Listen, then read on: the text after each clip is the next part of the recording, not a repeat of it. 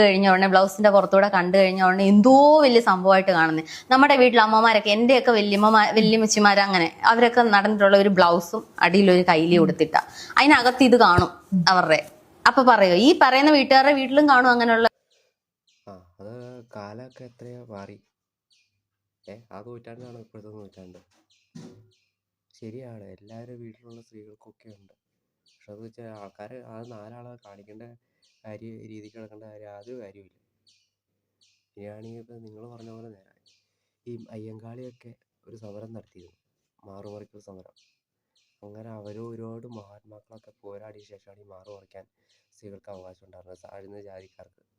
അവർ ഇങ്ങനെ തോർത്ത് പോലും കൈ പോലും മറയ്ക്കാൻ പാടില്ലായിരുന്നു. ആ രീതിക്കൊക്കെയായിരുന്നു നടന്നുകൊണ്ടിരുന്നത്.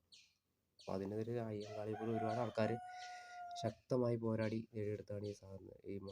ഇപ്പോൾ നമ്മളിപ്പോൾ സാധാരണ താഴ്ന്ന ജാതിക്കാരൊക്കെ പറിച്ചു തുടങ്ങിയത്. നിങ്ങൾ പറഞ്ഞ പോലെ ഇപ്പോൾ എല്ലാവർക്കും ഇപ്പോൾ വേണ്ട രീതി തോന്നിയ രീതി വസ്ത്രം ഇട്ട് അങ്ങനെ കാണിച്ച് നടക്കുന്നുണ്ട്. ആരും നിഷേധിക്കുന്നില്ല, ഓരോരുത്തർക്കും ഓരോ വസ്ത്ര സ്വാതന്ത്ര്യമുണ്ട്.